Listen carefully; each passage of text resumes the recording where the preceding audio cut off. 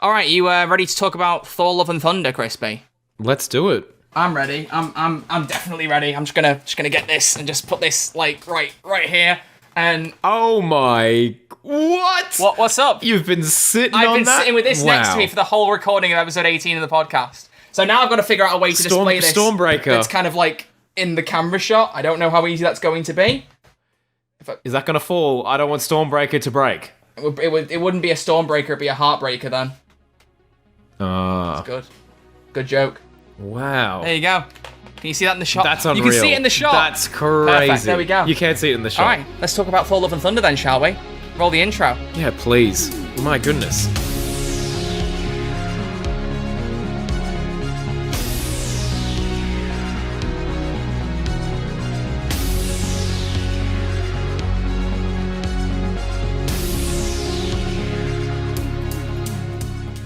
Hello, everybody, and welcome back to Who's There, a Doctor Who podcast. Except today, we aren't necessarily talking about Doctor Who. This is going to act as a bonus episode where we're going to be talking about the latest Marvel release, Thor: Love and Thunder. And I'm very, very excited. And Troy is off screen doing something rather peculiar. I'm not quite sure. Oh my gosh.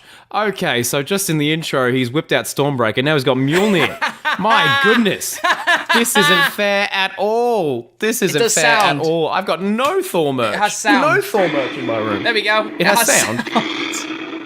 Oh my god. The sound is awful. Is that lighting up? Yeah, it lights up as well, but the sound's awful, so I don't tend to use it. That is so cool. But there you go. Yes, I am worthy as well. I am worthy of being Thor, apparently. Hello, how are we doing? I have no idea what you said for the intro. How did you introduce us doing a Marvel-themed episode? How did you do that? Yeah, I just said welcome to the bonus episode. We're going to be talking about the latest Marvel installment. Podcast? Exactly. Who's Thor? A Marvel podcast. Who's Thor? I'm Thor. Yeah, there. You're Thor, apparently. There, Thor. Yeah. You're Thor. I can hardly walk. So yeah, we just wanted to talk for a little bit about Thor: Love and Thunder and not kind of ruin the runtime of our most recent Doctor Who episode. So we're going to try and make this about, I don't know, half an hour episode-ish, mainly because I've got a lesson to teach in 45 minutes, so we kind of have to wrap it up at a certain time. But it means we don't do an hour of waffling. I think it's a good starting for a bonus episode, and we can just kind of take it from there. So, Crispy, on a scale from 1 to 10, 10 being best MCU film ever, 1 being I wouldn't wipe my backside with the DVD from this film, how would you rate Thor: Love and Thunder? My mates asked me this exact question, not exactly the way you worded it just then. I was going to say exactly like that, really? No, they asked me this at the cinema, and I gave it a solid 7.5 out of 10. I rather enjoyed this film. I don't think it was as good as Ragnarok, but that was quite a high bar to beat, in my opinion, because that's probably one of my favorite Marvel films ever. But I really had a good time with this, and I saw like a lot of negativity on Twitter generated towards this film because I only saw it on Saturday instead of like right on release day like I normally do with the Marvel films. So I was like, oh, I don't know, I'm not loving what I'm hearing. And then I went in there, I was like, oh, come on, guys, that wasn't that bad. It was quite fun. So it's honestly one of my favorite films I've seen recently from Marvel. Okay, it's well, so good. How would you rate it? How would you rate it out of 10?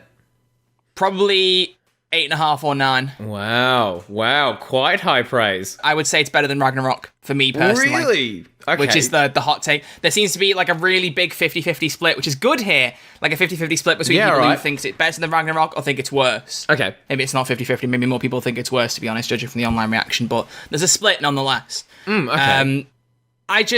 I think it took what made Ragnarok really good. It didn't pretend as much as though the first two films didn't exist, which was always a thing that was slightly annoying about Ragnarok. I get it, and it wasn't like a we hate the films kind of thing. It was just that they wanted to set it apart, and that's fine. But I like that it took Ragnarok stuff, referenced the first two films a little bit more, brought Jane back. I liked that it was just a full down, double down comedy. Like, as Ragnarok had its comedic elements, I like that Taika went mental with the comedy this time and went, which is going to be jokes come out the wazoo, which I know is what annoyed a lot of people. Yeah. And that's valid.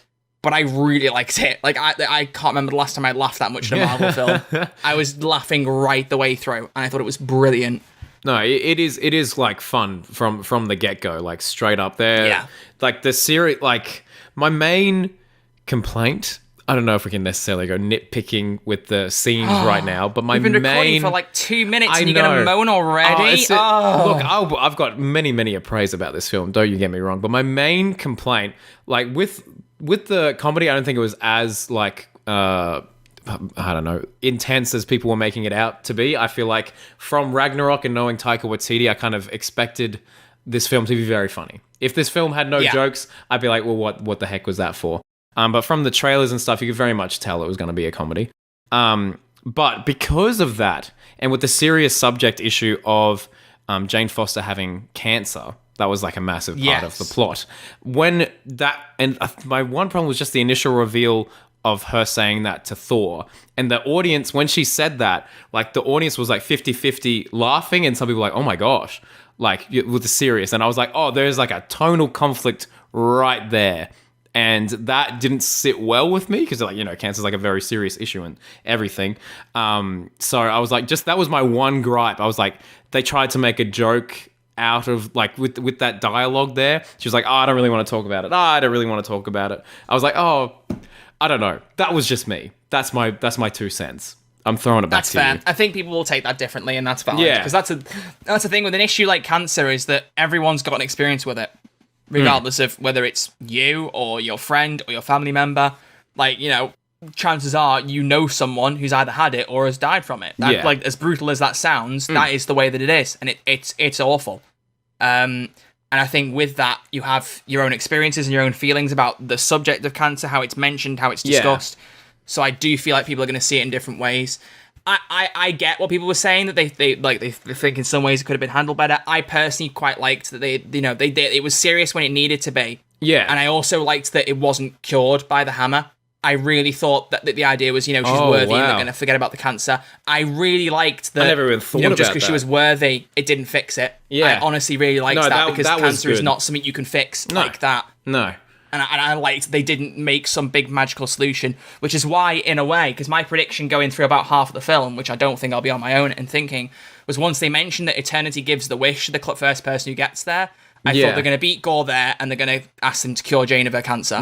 Yeah. Which I watched a discussion. Someone said if they'd done that, what they should have done is said cure all cancer. Which I was like, yeah, actually, if you only say cure one person, then not everyone's. Just Jane. But then that's too much of a dream butterflies chirping situation for a world where half of the population were dead for 5 years. No, true. So I'm glad my prediction was wrong there.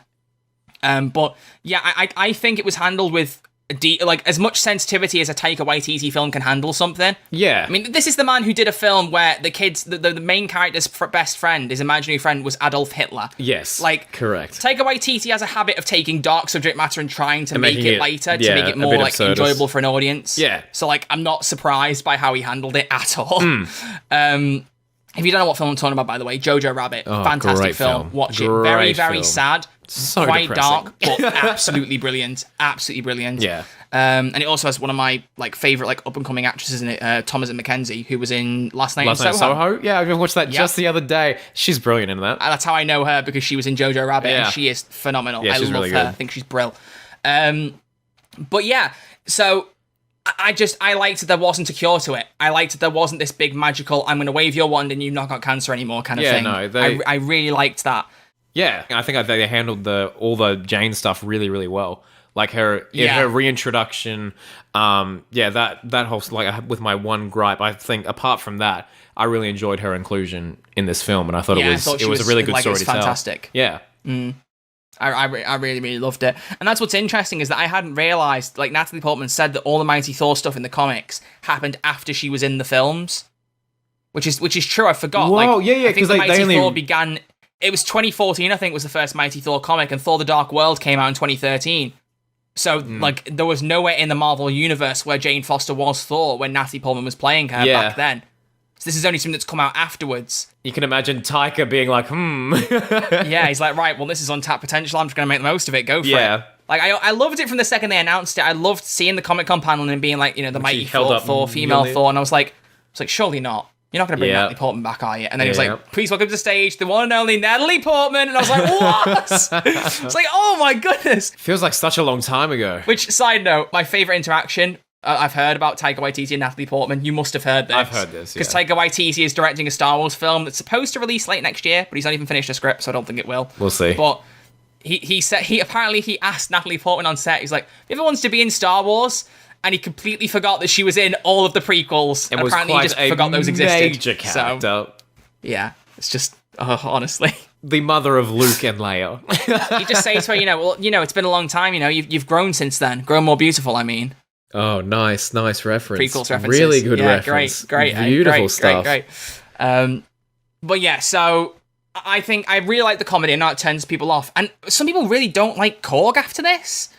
Is there Korg discourse? Discorgs? Yeah. Why? Well, I saw George Sheard, who we both know, was saying that it made him hate Korg. And I was like, what? Oh. Interesting. Because he's kind of like, just this Joker that's coming up way too much. He's not like a side character anymore as much as just kind of like a main character that's constantly making wisecracks. I mean, personally, I was very happy with that, Maybe George just isn't pleased by things very easily, I'm joking. I love you really, George. I love you really. No, we love you. No, George. seriously, I loved that. I loved that Korg was there even more and was his same comedic self. Because every time he was on screen in Ragnarok, he was making jokes. He just wasn't on screen as much. So because he's on screen more in Love and Thunder, you're noticing probably that he's more comedic or like making jokes more often because he's on the screen more, right? No, he was just kind of in Ragnarok a little bit. But then with this, I feel like just because of the fan reception from Korg with Ragnarok, they're like, oh, well, chuck him in. And I mean, the director is, voicing him. So yeah, well, it's already better than him, him playing Fortnite in Endgame. Because most people hated that. I thought it was slightly funny. It was slightly humorous. He was playing Thor. Like in the TV, just called me a D-head again. I'm just like it's just D-head. It's great. D-head. Yeah. Well, gotta stay clean. Gotta stay clean for the podcast. Absolutely. Gotta stay clean. But no, I just thought it was. I really, really liked it, and Jane's death at the end completely broke me. Really? Which is what's so funny. I saw it coming. I was like, oh, that's really nice. I was so distraught. I was crying my eyes out. Oh, you poor thing. I had a bad feeling. Like, I knew I was starting to realize my theory wasn't going to happen.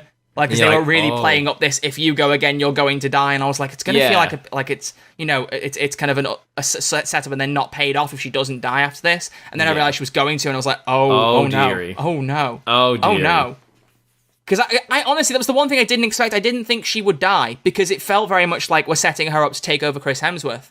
But apparently Taika did say at the start that wasn't the plan. Yeah, I kind of agree with that too. But yeah, damn. Well, obviously not. And they did have a nice little send off for her in the credits. I'm assuming you saw. It was beautiful. Yeah, and Valhalla. Does that mean is that just meant to be like a little teaser for the future, or just like a nice little? I think that might just be a little love letter. I mean, Valhalla was mentioned a lot in this film, like a lot. Yeah. I love that bit with Sif, where she's like, "I'm going to go to Valhalla," and Thor's like, "You didn't die in battle, you won't go." She's like, "Oh no, yeah." But maybe your arm will. It's great. Maybe your arm will be in Valhalla. That would have been great if just like Heimdall's there in the end credit scene, just like with like the Addams Family, just the arm on his shoulder instead. This is Sif's head. Don't worry about it. That's so funny. This is just Lady Sif's. Don't worry about it. Don't worry about it. It's so good to see Heimdall again, man. It was. That's one thing I very much miss from these Thor movies is Idris Elba, because he's such a powerhouse actor and he's very good in that role. But I mean, phenomenal. It was good to see him. But yeah, no. Overall, it is a fun film. And no Loki. No Loki, that's something I've definitely felt during this film. It feels strange to have a Thor film without Loki. It was so weird. This is going to sound bad. I didn't notice he wasn't there in the main film, because in my head I kind of knew he wasn't going to be there, so it didn't bother me. But I was expecting or hoping for some kind of crossover in maybe some kind of TVA crossover or something that ties into Loki season 2, where Thor at least knows he's alive as some alternate version or something. It just feels weird for Loki to not show up at all in a Thor film.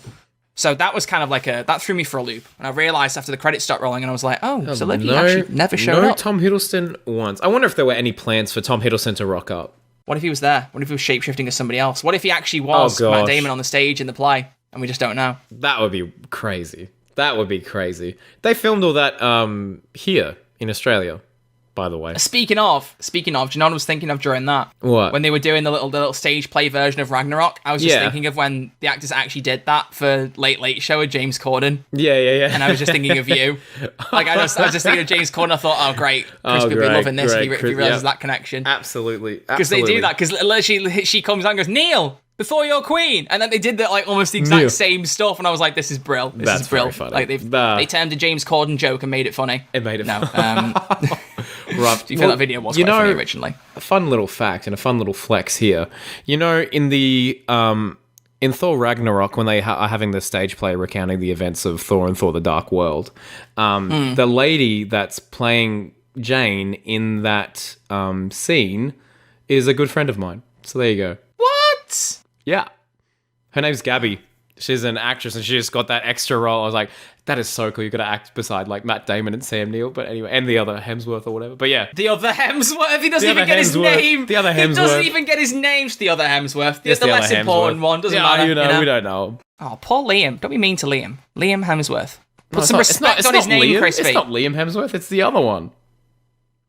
There's another Hemsworth. There's another. Oh no, really? Have I screwed that up? You have screwed up. It's not Liam. It's the. There's 3 Hemsworths, and they got him in to do that bit. Are you looking it up now? I am looking it up right now. Yeah. Luke Hemsworth. Yeah, Luke Hemsworth. There we go. Aha. Okay, put some respect on his name. There you go. Oh, there you go. Very good. Very good. Anyway, that was just a little side flex. No, that's good. Did you know that the girl, Gorr's daughter, that Thor ends up looking after at the end of the film, do you know that girl is actually played by Chris Hemsworth's real life daughter? I only found that out today because of Chris Hemsworth, his Instagram post. Oh, the post. Yeah, I saw that post. Where he did a photo of him first day on set of Thor with his daughter. The first pic of her on the floor, and he's staring at her like, all I could think of in my head was like he was sizing her up like a football to like kick her across the field. I was looking at it like, you're like, oh, it's a strange angle to take that photo. He's looking at her like, all right, can I get a 3-pointer if I just go? Like, oh gosh. Bless. But no, it is a lovely photo. It's a lovely photo. And but I had no idea. My mum spotted her name in the credits, India Hemsworth, and I was like, oh, maybe. And then I saw it afterwards. I was like, it really is his daughter. I was like, what? That's so cool. That is so cool. It is very cool. It is a very fun fact. Yeah, it's just a great fun fact. But why does Thor have to have everyone close to him killed? Like, I'm worried about what's going to happen to that daughter now. That daughter? That daughter's days are numbered. Let me tell you. In the film, not in real life. Hopefully, good grief. In the film. What did you think about just Thor in general? Because I've been seeing a lot of criticism online saying, "Oh, Thor's just a complete idiot now. He's just a complete buffoon, and they've completely done wrong with his character." How do you respond to that, Troy? I think those are 2 different statements, one of which is true, one of which is not true. Okay, Go on. Thor has been a character that has evolved so much over the MCU that you've got to see a different side of him every film, and he is a bit more of a buffoon in this film, but that's part of his character arc, you know? He was this dark, brooding, you know, I'm egotistical, I'm the best kind of guy, and he's slowly evolved into a more comedic, self-aware kind of like, not Deadpool level, but just kind of goofy character as a result of the trauma he's experienced. And so I've not really I've not felt it was jarring. I kind of like, this is how the character has just evolved, and I'm fine with it. Absolutely. I think it's been really, really good. I feel like it would have been more jarring if he was dead serious the whole film. You'd be like, oh, yeah, like, this is you're going to undo his character development from Ragnarok? Like, if Ragnarok is just, if Thor and Thunder is Ragnarok with more jokes, what do you think they're going to do to Thor? Yeah. Like, what did you imagine would happen there? Exactly. You know, in Infinity War, he was more serious because it wasn't a Taika Waititi film. I think that's what people forget. If Taika Waititi was directing Infinity War, Thor might have been a bit less serious than that. And I've seen the argument that Infinity War Thor was like peak Thor. Right. And that's like, that's fair. That's fair. I get that. But I've just liked every portrayal of Thor. I've liked him right the way through. I think he's a bit apart from the What If episode. Oh, yeah. The one where he's the spoiled little brat. That is like one of the only things in the MCU I genuinely did not enjoy and thought it was awful. I did not like that episode of What If at all. It was so bad. I didn't mind it. What If is like the most middling show. Like, I like everything in the MCU, but What If is the only thing I can make an argument for that like it's not worth watching. But then there's things like the Doctor Strange episode that make me go, ooh, because that episode was phenomenal. It's like one of the best pieces of MCU television, and then but it's in that show, and it's like, ugh. But yeah, damn, okay, interesting. But no, just honestly, overall, I really liked the vibe of the film, that it was more of like an 80s rom-com type thing. I really liked that vibe to it. I think it worked really well with Thor and Jane and like their romance building and all that. I'm surprised Valkyrie didn't end up with a girlfriend, love interest, whatever, because I remember at Comic-Con, the one thing she said was the most important thing as king is finding her queen. Oh, like she made that. Maybe that was cut. But there was an interview that addressed that from Tessa, and she was like, I did say that, but we actually discussed it, and we felt like it was better to show that, she was comfortable with who she was and that she didn't need somebody. Like, that's an interesting thing in and of itself, and we preferred that in the end. But Valkyrie just didn't have a great deal to do anyway. Valkyrie felt more like a very much supporting character, which is a real shame. I really like her character, but yeah, she was definitely sidelined. She's phenomenal. Yeah. So I don't know why that was the case. Didn't her and Taika date at one point? Was that a thing? Well, no, there was because he's dating Rita Ora, who I've met. What? I got a picture with Rhys Rory years ago. Have I never? Let me see if I can find the picture and I'll show it you. And I'll put it on podcast so and find cool. it. Okay, wow. Yeah, it was really cool. It was a really, really cool time. But no, there was a picture of Rita, Taika, and Tessa, and it was like they were all making out together or something. Yeah. So I don't... Yeah. Something was going on there. Strange. Something was going on. I don't know, they're just having a fun Saturday afternoon. They were sharing some love and thunder. Ah, very good. Also, just while we're talking about the title, that was an excellent title reveal, because up until the end, I was like, I don't really understand the title, and then they said, oh... So that was a beautiful way. because the kid's name is Love, isn't it? Yeah, and I was like, that is such a nice way to end that film. Because, I don't know, at the end of, like, Doctor Strange 2, it kind of left me with, like, a bad taste in my mouth, but at the end of this, I was like, oh, that was actually really fun. That was actually really fun. Doctor Strange 2 left a bad taste in your mouth? Yeah, well, just the end credit scene did, because they kind of, like, hyped up. Like, I really liked the idea, like, the third eyeball, and I was like, oh, okay, that's cool. And what's that going to do? And then, wow, that is really cool. What the heck, Troy? You are with my hair looking awful people. And me being much bigger back then, but yeah, still, very cool picture. Wow, that is unreal. I've just reacted to that. You always react to it with a siren. Always react to it. Always with a siren. So with Doctor Strange, I thought the actual ending was like, oh, that's cool. And then they had the mid credits or whatever. In the mid credit scene, he was like, oh, he's fine with just this thing that we've just established should be a big problem. But anyway, we don't have to rant about Doctor Strange. Let's spend some time talking about Thor, Love, and Thunder. What did you think about Gorr the God Butcher? Brilliant, underused, but I'm kind of glad he was. I think he was better. He's a villain that was amazing when he was on screen. I think he was better used sparingly. Absolutely, I think he was probably used less because like. You didn't need more of him to be intimidated by him and be scared of him as a villain. Because there are scenes apparently with the Grandmaster, Jeff Goldblum's Grandmaster, Eitri, the dwarf, and also Lena Headey from Game of Thrones. She was in it, in a part, but all of their parts were cut for the final version. And people are predicting that it might have been that Gorr the God Butcher was killing the Grandmaster or killing Eitri. We don't know what was going on there. Oh, interesting. So they had parts, but they were cut. And Taika said, I'm not going to be releasing the deleted scenes. They're deleted for a reason. Which I kind of get, but I also would have liked to know just for interest. That's the whole point of a deleted scene. But then again, you do get the discourse, everyone going afterwards, going, "Oh, they should have been in the film." So we probably should to avoid that. Should have been in the film, and that might be changing. Black Widow's the best example of that because did you see that alternate ending for Black Widow? No, where she goes back to the street that she was on as a kid and sees all the kids playing around, pretending to be Black Widow. Oh, it's such a beautiful scene. It's on Disney Plus, I think. Look it up. Oh, really? I'll give that a go. It's such a lovely scene. Yeah, she kind of looks back on everyone like on her streets, like in present time, and like seeing. I think one of them is pretending to be Black Widow or like the Avengers or whatever, and she's like, "Oh, that's really cool. Oh, look at this! It's like a really comforting moment. It's really, really sweet, and I kind of wish they'd included that. Honestly, yeah, damn. There are lots of deleted scenes like that in Marvel films where you go, they should have been there. You kind of get why it wasn't for the pacing of the film. Yeah, but it's just such a shame that it wasn't in there. Like Tony with Morgan, like when he snaps. That's such a beautiful scene. With Catherine Langford. Yeah. 13 Reasons Why. Yes. But no, I feel like it's my favourite of the four Thor films. That's hard to say. For Thor. Just because it takes what I liked out of Ragnarok, doubled down on it. We had Jane Foster's Mighty Thor, who I loved much more than I thought was going to. I thought I'd like her, but I was like, is this going to really work with Jane Foster as a character who was kind of a throwaway love interest almost? Like, is it going to work? And she nailed it in every way possible. Really good job. She was phenomenal. I was so blown away by her performance. And also just a little touch. I love how the broken Mjolnir could smash into little pieces and then come back together. Cool. That is so that good. Was yeah, so all coming together. Cool. I was like, I want to see someone edit that with like Lego building noises from Lego games. Just just like as it comes together. Funny. Hey, there's a problem at New Asgard. Yeah, so like, there's trouble at New from Lego Marvel. I'll get David Bateson on the phone. I'll see if I can get him to do it. Oh, and then nice. Oh, just flexing celebrities left, right, and center. I might ask him if he can do that. That'd be really funny. Nice. No, oh, good grief. But yeah, so that was fantastic. Zeus, I thought he was dead, and then he wasn't, and I was like, oh, okay. Yeah, that was weird at the end, but that was strange. And then I think Hercules was meant to be a big bad setup, but I wasn't really that bothered by it. I wasn't okay. that bothered. I was expecting him to be talking to someone we already knew, but I guess that because I heard everyone saying the first credit scene will change the MCU, like how it's going to impact the one. I was like, Hercules is going to change the entire MCU? I don't know. Is he really? I was hoping for Michael Morbius, but that's okay. Yeah, I mean, meet the Doctor, Michael Morbius. Dr. Stephen Strange, you are called before the Illuminati. Meet the Doctor, Michael Morbius. Michael Morbius. Great, yeah. Morbius should have morbed all over Thor.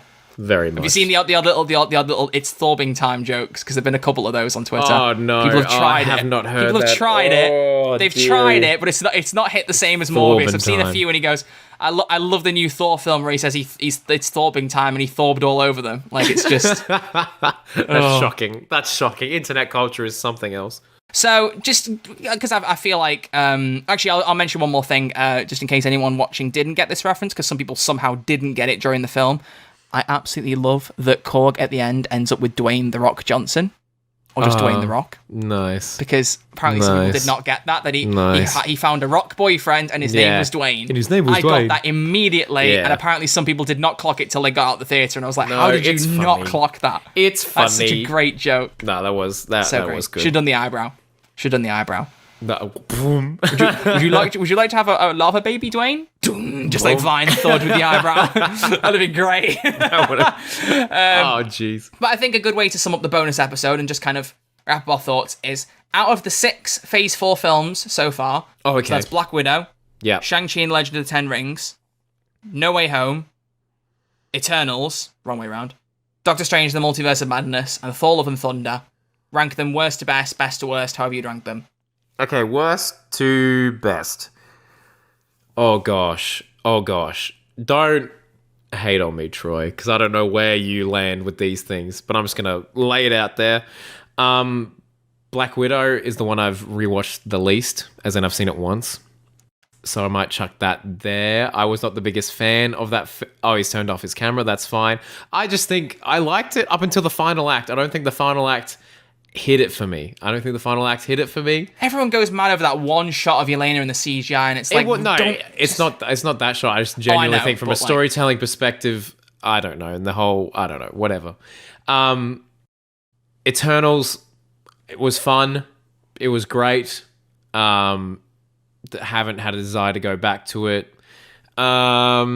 At least you thought it was great. That's a good. That's well, nice. I did like it. I like genuinely. I thought I was like, oh, this is pretty fun, and I hope they do stuff with it in the future, aka Harry Styles. But we'll see. And then what else? What else was there? What else? With him in it now, Eternals won't be the same as it was, though. I'll tell you. No. Nice. Okay,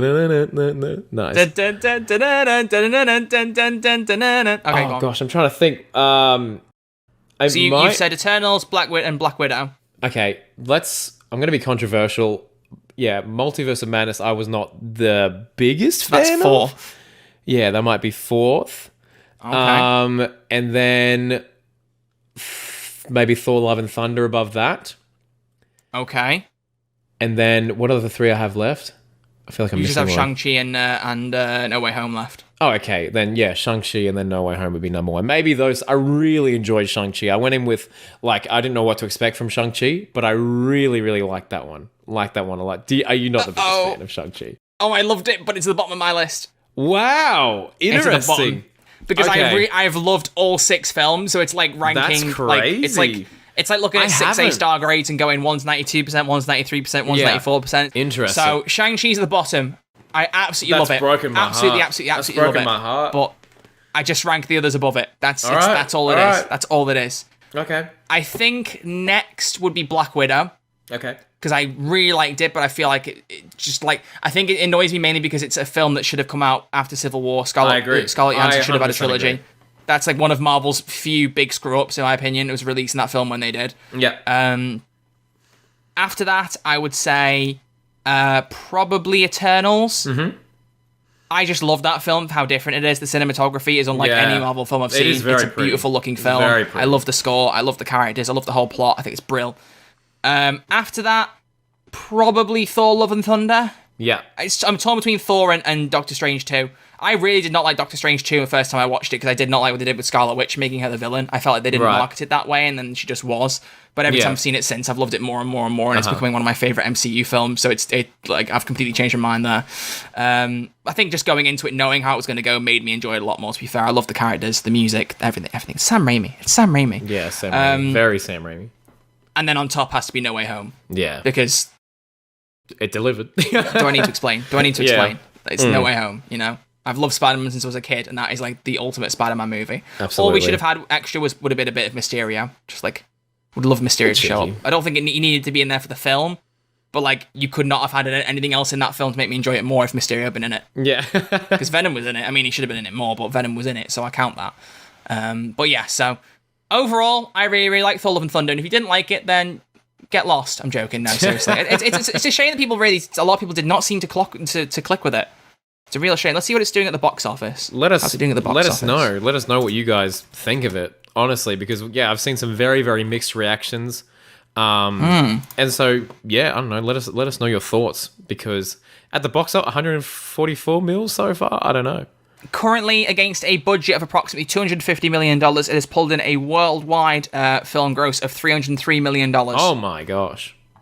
I don't know when that was last updated, though, because I'm pretty sure that was the case after Sunday. So it just might not have been updated just yet. We'll see. Well, regardless, it's a Marvel film. It'll make its money back, most likely. Because I know people are commenting that, the mixed reception means it might not have a mainstay in the box office for longer than a few weeks, because people will kind of, like, casual audiences won't bother as much. We'll see. But I guess we'll see. We will see. But that wraps up this bonus episode of Who's There, a Thor podcast. Who's Thor, a Doctor Who podcast, whatever. Yeah. So, I hope you all enjoyed it. A little bit more sporadic, just us talking about Thor. And I think it was nice to just talk about something different for a little bit and just hang out with you for a little bit longer, bud. You know? It's a good time. It's a good time. Right back at you, mate. So we'll see you, actually, if this comes out when I'm planning, we'll see you with the episode we recorded before on Saturday. Yeah. So you'll see episode 18 of the podcast. This might come out before episode 18. That's the plan. While Thor's still somewhat relevant. But yeah. Oh, and roll on Thor 5. Taika Waititi has confirmed he would do a Thor 5 as long as Chris Hemsworth's up for it. And Kevin Feige said he wants to see more of Chris Hemsworth, and Chris Hemsworth said he'd keep doing it until someone told him to go. So it's all signs pointing to yes. Bring on the last of the Taika Waititi Thor trilogy. Beautiful. And that's how we're closing the episode. See you all for a new episode of Doctor Who on Saturday, or Doctor Who podcast, sorry, not the actual show. Sad face. But, sad. Thank you for hanging out. Peace. Alonzi. Alonzi Thor edition. Alonzi Thor edition. Yeah. Alonzi.